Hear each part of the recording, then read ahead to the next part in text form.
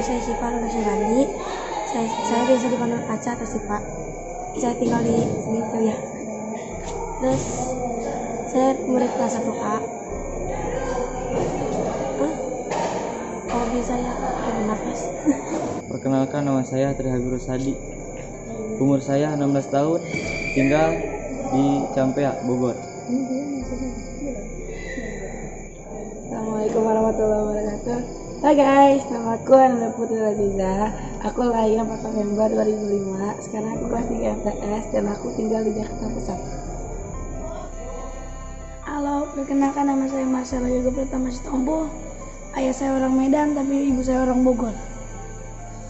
Umur saya udah 13 tahun, menjalani ke 14 tahun.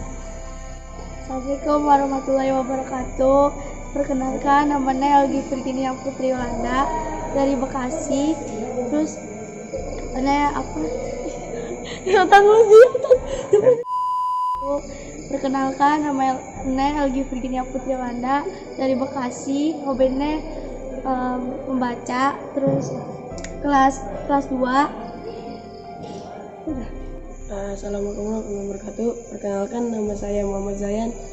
Saya tinggal di Depok, tapi kalau asli di Palembang. Dan umur saya 14 tahun. Assalamualaikum warahmatullahi wabarakatuh. Kesediaan you. My name is Aulia Fauzia. I'm from Bogor. I was born in Bogor 3 April 2004. I'm grade 6. Assalamualaikum warahmatullahi wabarakatuh. Assalamualaikum warahmatullahi wabarakatuh. Nama saya Ahmad Ibnu Mubarak. Saya berasal dari Depok. Umur saya sekarang 16 tahun. Saya masuk pondok dari kelas 1 MTS. Sampai sekarang saya di kelas 1 SMK, alhamdulillah. Dan saya berada di angkatan yang ke-13 yang bernama Edral. Ya, mungkin. Hello guys, tell me introduce myself. My name is Alia Zara Sofian. I'm come from Bogor. I was born in Bogor 2 Oktober 2008. Berisik banget. Halo guys, tell me introduce myself. My name. Karemu jangan di situ. Mati malam-malam nih tidur. Anda baru bangun. Udah enggak nih, enggak ketawa. Bismillahirrahmanirrahim. Hello guys, tell me introduce myself. My name is Alia Zara Sofian. I come from Bogor. I was born in Bogor 2 October 2003. My hobby is writing, reading, watching, and I want to be a happy people. Whatever my job, the important is happy. Assalamualaikum warahmatullahi wabarakatuh. Perkenalkan, nama saya Ahmad Roy Berliansa. Biasa dipanggil Roy kalau di pondok, tapi semenjak SD saya dipanggil Berlin. Saya adalah anak terakhir dari 9 saudara. Nama ayah saya Solihin Atawisma, nama ibu saya almarhumah Asmawati.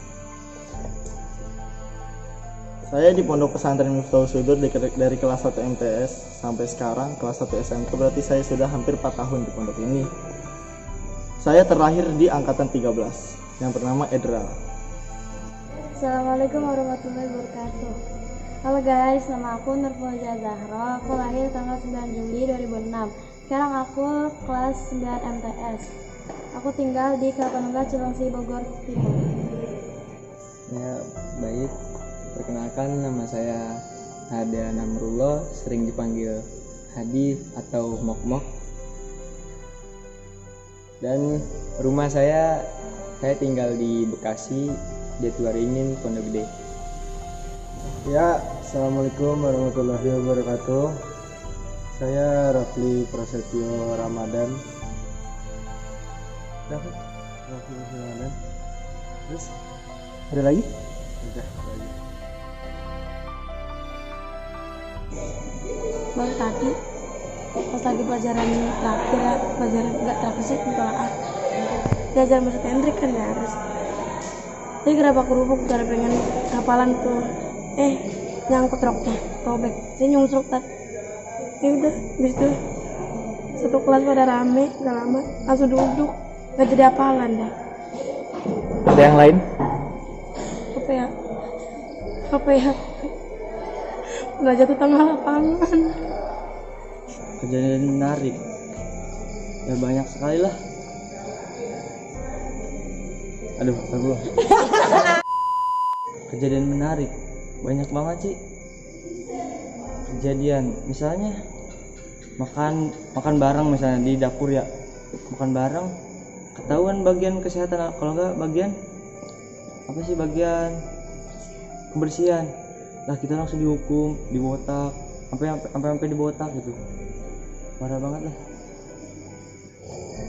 Aku pernah masuk basement, itu tuh rame-rame gara-gara berhubungan.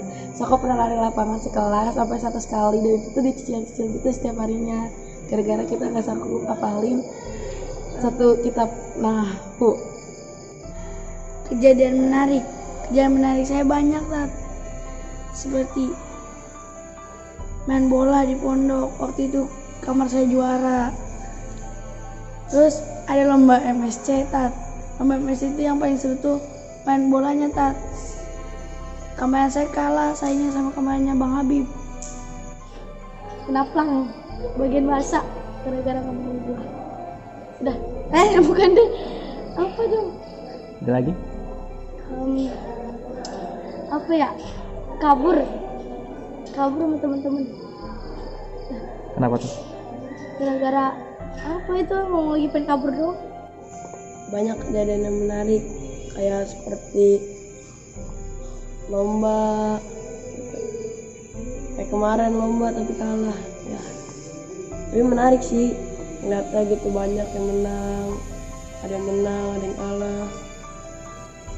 Kejadian menarik so many, but I think when school pas pramuka dan ada kejadian outbound.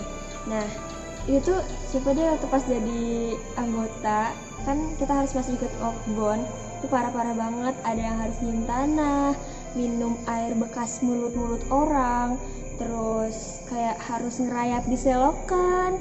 Itu kan di selokan sih banyak banget ya, apa-apa aja ada, ya Allah. Jijik sih sebenarnya, tapi itu pengalaman banget sih. Solidaritas juga ada di situ.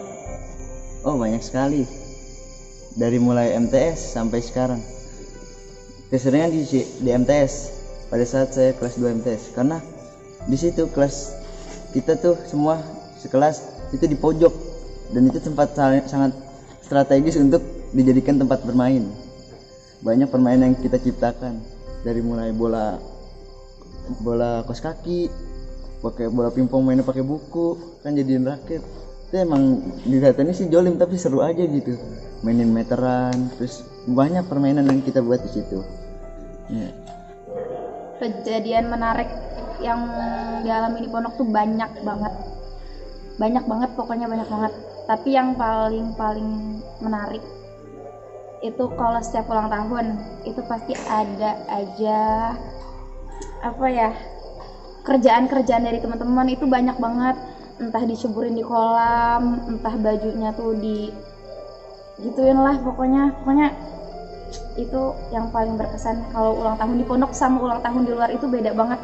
Pokoknya di pondok tuh the best. Terus apalagi kalau misalnya lagi ada event sesuatu kayak pas sesa, apalagi kalau menang dapat juara umum, itu tuh benar-benar berkesan banget.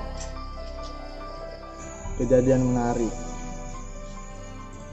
menarik saya adalah saya pernah menceng-cengi teman saya sampai nggak betah, sampai dia pengen pindah. Itu kejadian pertama menarik saya. Kejadian yang kedua adalah saya pernah memukuli teman saya sendiri sampai masuk rumah sakit karena hal sepele. Karena cuma gara-gara gorengan satu. Itu zaman saya masih emosional. Itu kelas 2 MTS. Sekarang ya karena makin kesini ya, zaman ke zaman ya, pasti saya berpikir lah, emosi itu tidak akan pernah menyelesaikan masalah. Dengan emosi tidak akan pernah menyelesaikan masalah. Kejadian menarik banyak sih. Aku pernah jatuh di situ waktu itu lagi kejar-kejaran, putus, jatuh, berdarah, nangis. Ada lagi? Banyak. Bisa disebutkan? Kayak pas ulang tahun dikerjain sama teman kelasan, sama kakak-kakak kelas gitu. Suka dibully. Bulinya itu bully bercandaan gitu.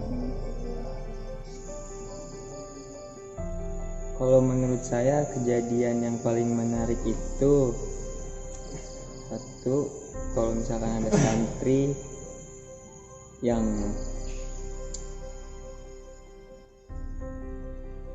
apa ya,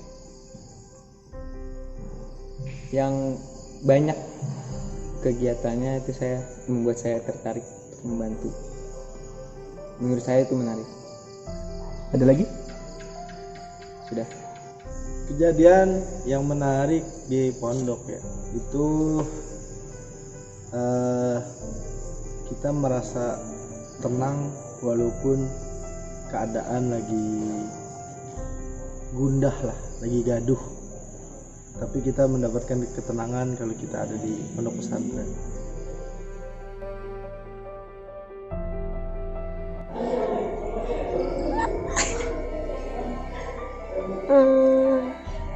Gini ya, gak tahu kenapa tidak, tapi pernah ketika lama putus. Kau bisa putus? Iya putus, gak lama sih, pas lagi putus banget. Pernah di luar. Kalau di pondok mah alhamdulillah belum.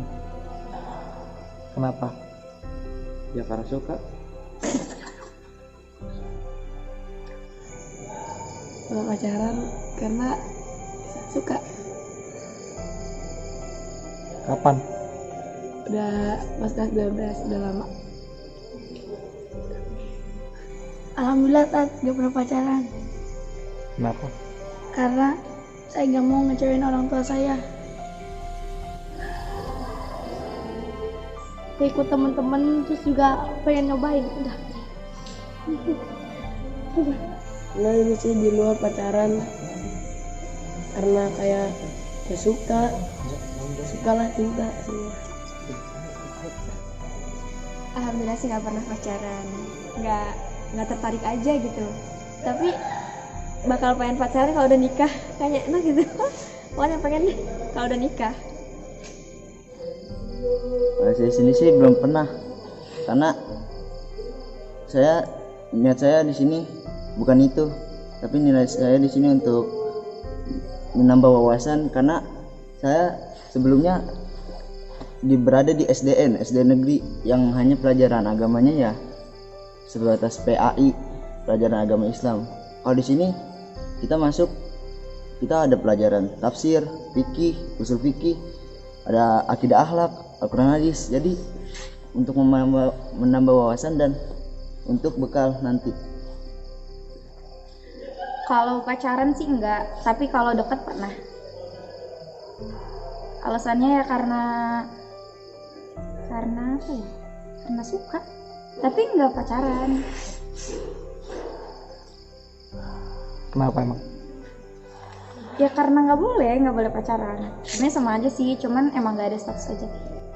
Saya tidak pernah pacaran, tapi saya banyak cewek yang saya deketin. Bisa dihitung sih cuma 7 cewek, cuma 7 cewek. Tapi ya saya berpikir pacaran tuh nggak penting. Mana ya, deket boleh, yang penting jangan punya hubungan lah gitu. Karena apa gunanya sih hubungan gitu, yang penting kan sayang ya sih. Dah.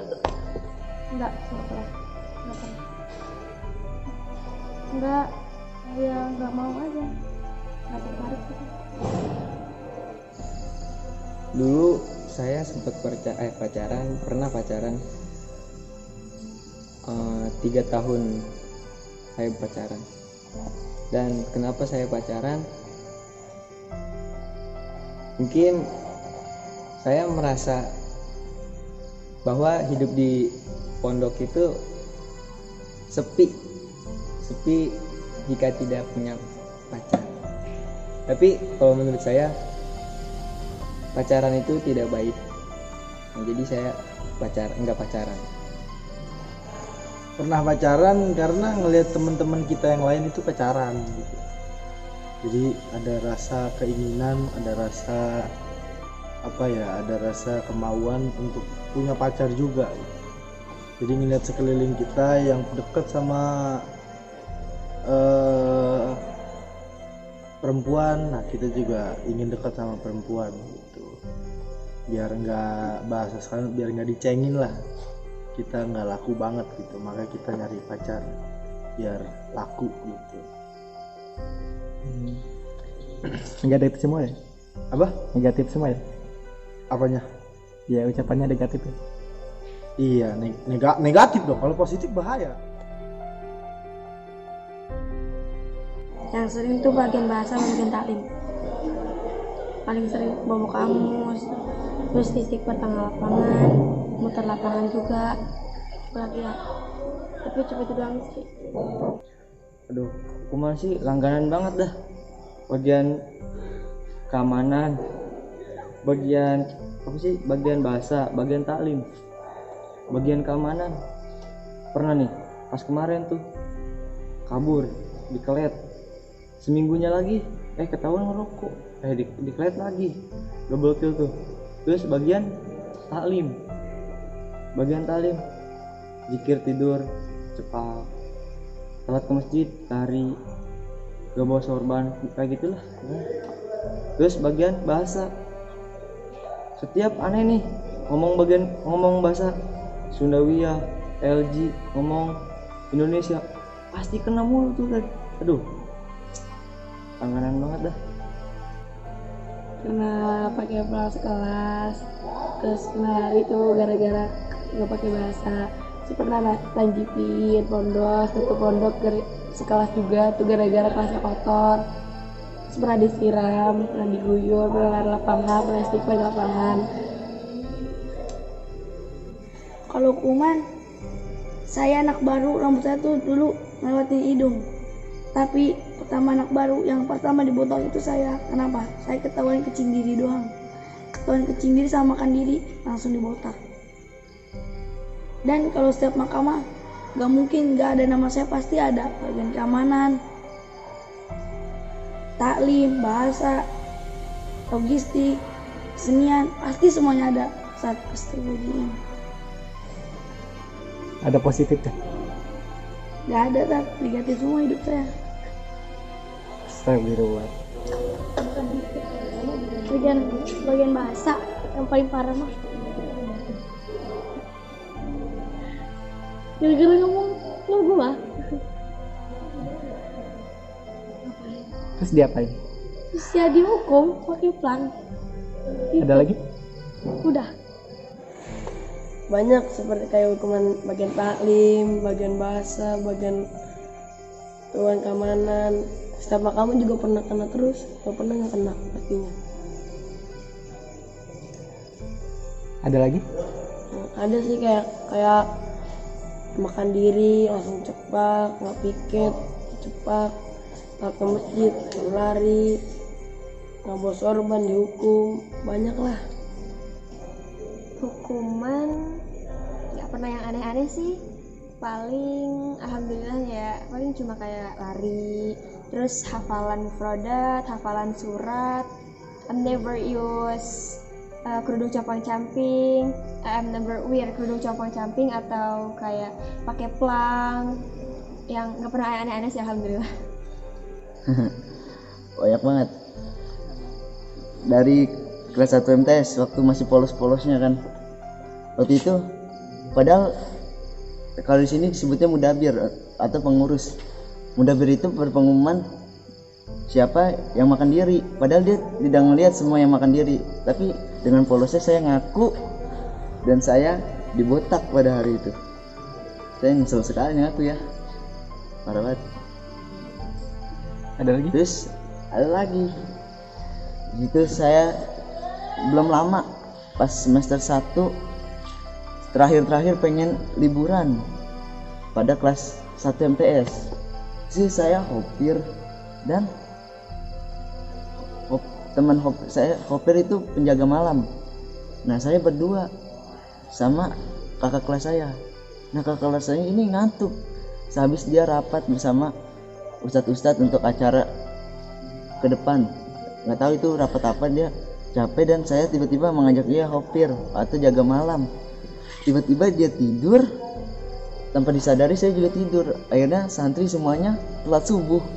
Nah di situ bagian taklim atau bagian pengajaran diomelin sama ustadz petinggi-petinggi karena ini santri kenapa telat subuh. Nah di situ saya dibotak parah banget. Padahal awalnya bukan salah saya sih, kakak kelas saya tidur jadi saya nggak temen ngobrol, saya tidur juga dah. Kalau hukuman yang normal-normal kayak lari, hafalan, tanzif, alhamdulillah selama 6 tahun nggak pernah yang namanya pakai kerudung compang-camping, nggak pernah yang namanya pakai topi kerucut, nggak pernah yang namanya pakai pelang. Hukuman yang pernah saya alami, hukuman terberat saya dikelet plus hafalan surat Muhammad lanjut seminggu, itu karena ketahuan surat-suratan. Jadi saya di pondok nih pernah dekat sama cewek, saya bisa dihitung ya dekat udah 3 tahun lah. Nah ketahuan surat-suratannya itu pas kelas 3 MTS, seminggu setelah 17-an. Jadi itu sebelum Jumatan tuh saya surat-suratan sama dia. Saya bilang di kata-kata terakhir saya, kalau habis surat-suratan robek terus buang.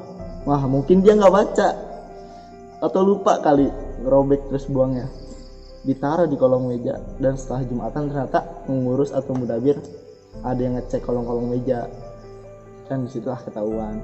Dan setelah asar itu langsung dibacain surat saya di depan santriwan dan santriwati pondok pesantren Miktor Sudul. Dah, jadi malu saya. Waktu kelas 2 MTS pernah disiram pakai comberan itu gara-gara aku lupa sholat subuh. Terus pernah pakai kerudung compang-camping gara-gara nggak bisa pidato. Terus pernah pakai pelang sekelas gara-gara bagian taklim. Botak doang sih paling. Gara-gara waktu itu saya sering kan merokok, saya melanggar cuma merokok doang. Dan itu hukuman yang paling berat lah, botak. Soalnya ngeri nggak punya rambut, ngeri katain botak. Hukuman ya banyak lah, ada dari dibotak, ada di jalan jongkok. Pokoknya seluruh santri yang pernah kena hukuman saya pernah ngerasain kayaknya.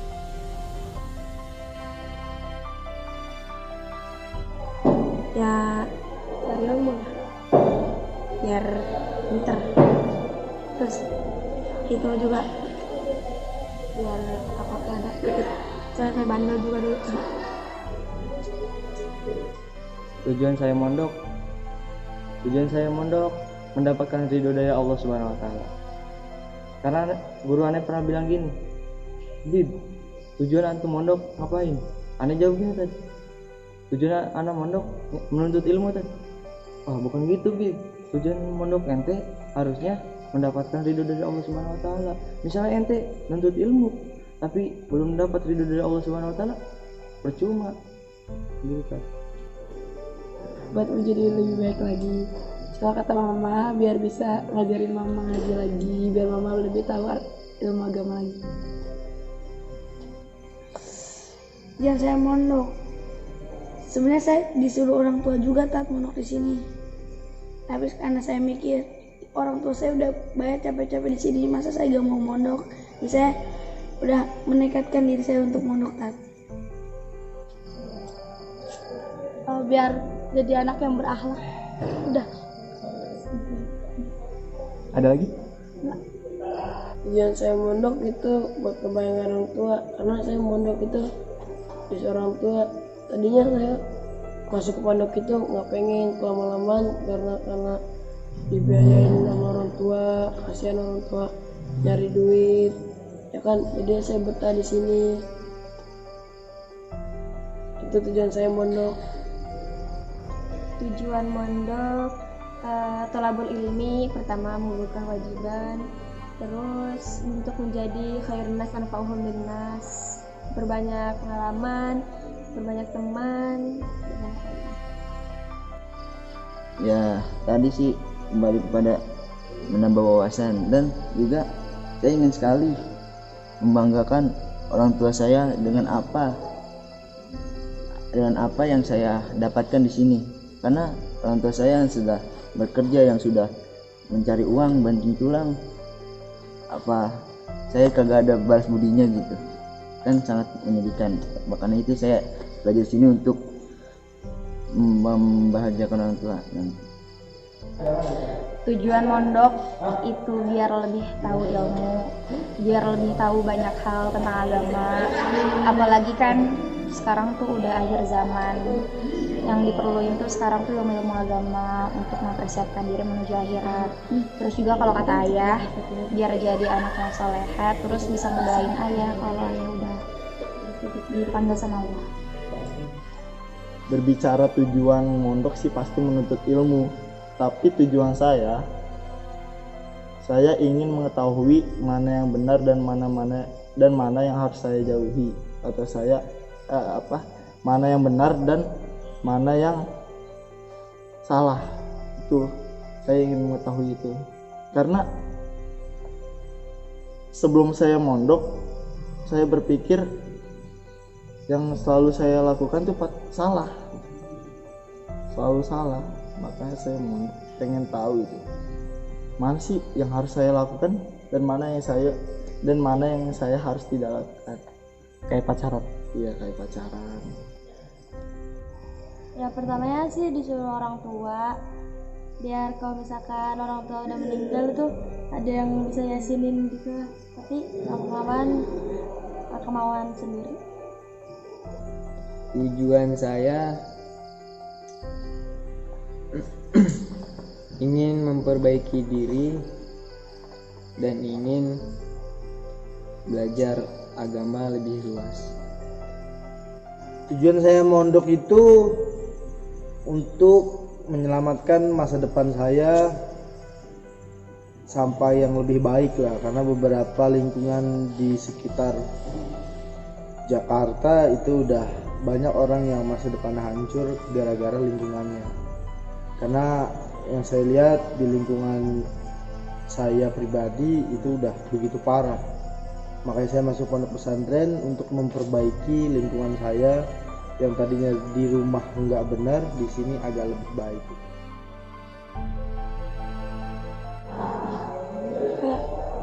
Kayak berjanji terus gitu.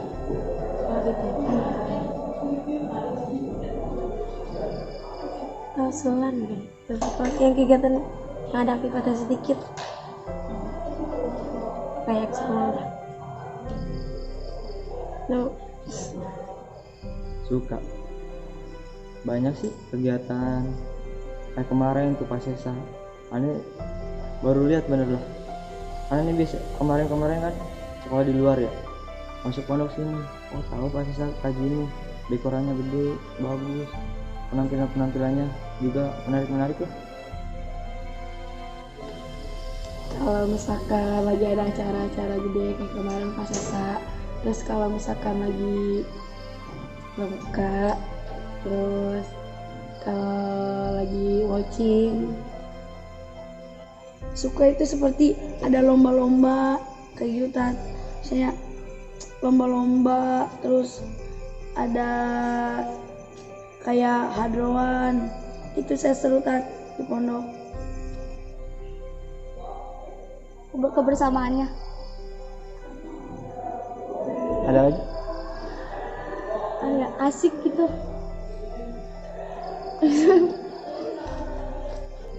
Banyak sih suka di pondok itu, kayak apa ya, menarik lah, banyak kayak yang orangnya lucu-lucu lah, kayak bisa bikin ketawa. Itu banyak, kayak sering main bola di sini setiap hari Minggu. Suka sama kegiatan bagian sendiri sih, cinta banget.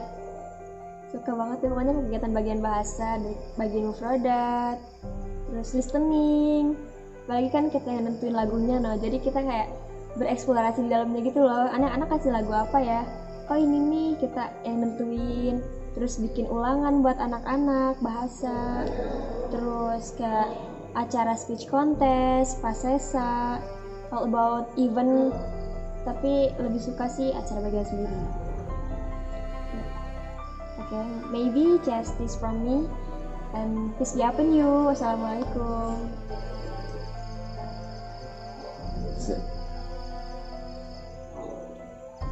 Saya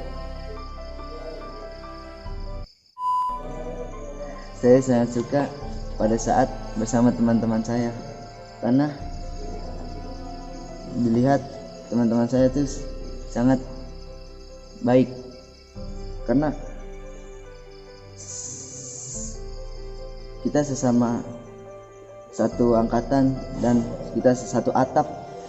Jadi saya sangat senang sekali bisa bersama teman-teman saya. Paling suka itu kegiatan bagian bahasa. Semuanya kegiatan bagian bahasa tuh aku suka. Dari muhadasah, terus muhadoroh, terus listening, ujian bahasa. Pokoknya semua kegiatan bahasa tuh aku suka. Apalagi muhadoroh. Maybe this is for me. I'm sorry for all my mistake and thanks for your attention. Wassalamualaikum warahmatullahi wabarakatuh. Pramuka. Kenapa saya milih pramuka?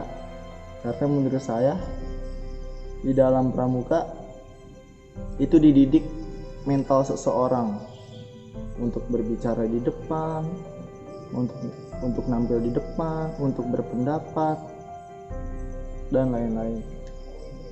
Intinya menurut saya tuh pramuka itu mendidik mental kemandirian, mendidik mental keberanian dan kemandirian.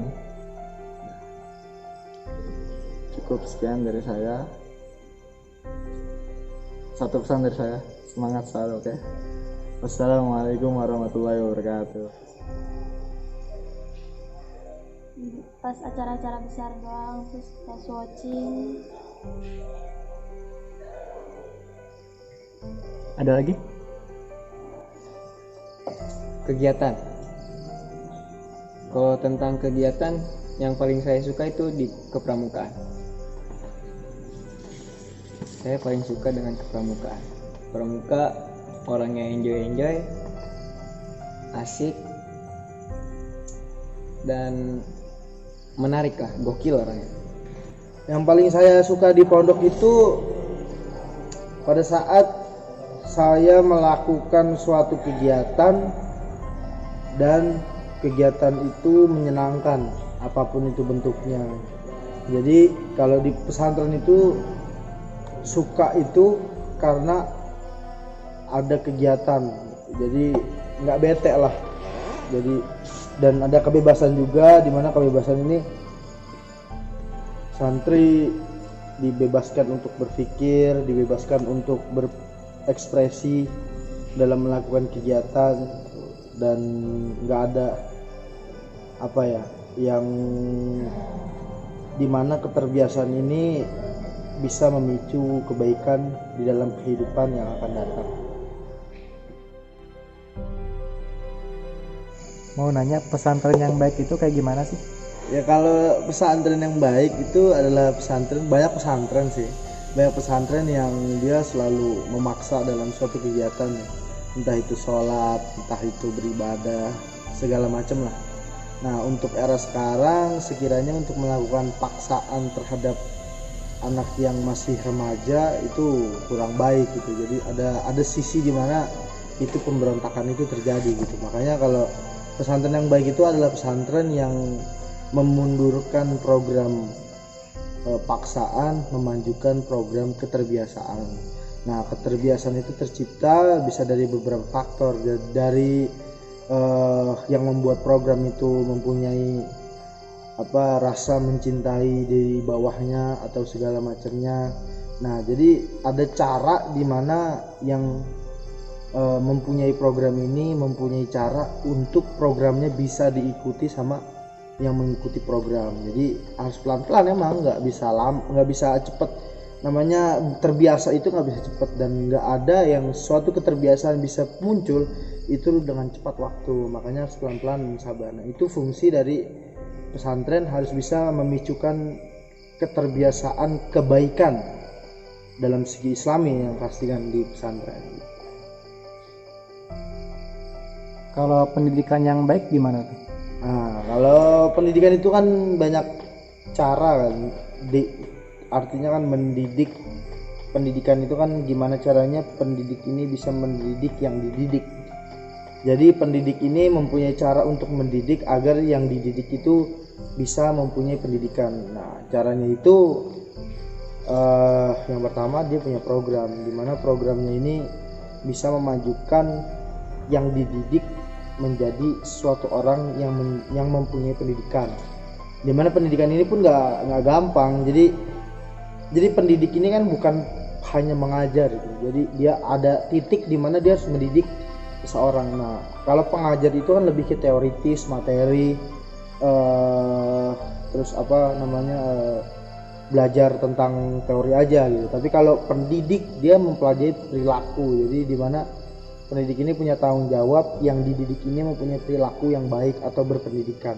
Nah, di mana cara-cara ini yang mempunyai caranya yang baik itu gimana gitu. Nah, jadi banyak cara ya, dan banyak orang yang dididik itu hanya ingin mempunyai ijazah dari suatu lembaga. Nah, itu makanya kualitas di Indonesia pendidikannya rendah-rendah aja gitu. Karena dia hanya ingin mendapatkan ijazah dari lembaga pendidikan pada saat dia menjadi yang dididik. Jadi gimana caranya pada saat dia jadi yang dididik itu dia punya kualitas, dimana kualitas ini bisa memajukan diri dia dan orang lain di sekitarnya. Nah, itu tanamkan rasa kualitas dalam pendidikan itu, yang menanamkannya itu si pendidik. Makanya si pendidik ini nggak gampang menjadi pendidik. Makanya kalau yang saya bilang adanya yang dididik menjadi orang bodoh atau orang yang tidak berpendidikan itu karena sumbangsih dari pendidik yang bodoh juga. Makanya kan intinya kan yang dididik menggaji pendidik untuk yang didik ini mempunyai pendidikan. Jadi kalau yang dididik ini tetap nggak punya pendidikan, berarti tanggung jawabnya ada di si pendidik. Dah, ya mungkin itu aja YouTube dari Pondok Pesantren Miftahul Sudur. Semoga bisa menjadi yang lebih baik, dimana dari kritik dan saran dari sekitar orang yang mencintai Pondok Pesantren Miftahul Sudur itu bisa terrealisasikan oleh Pondok Pesantren Miftahul Sudur itu sendiri. Terima kasih. Assalamualaikum warahmatullahi wabarakatuh.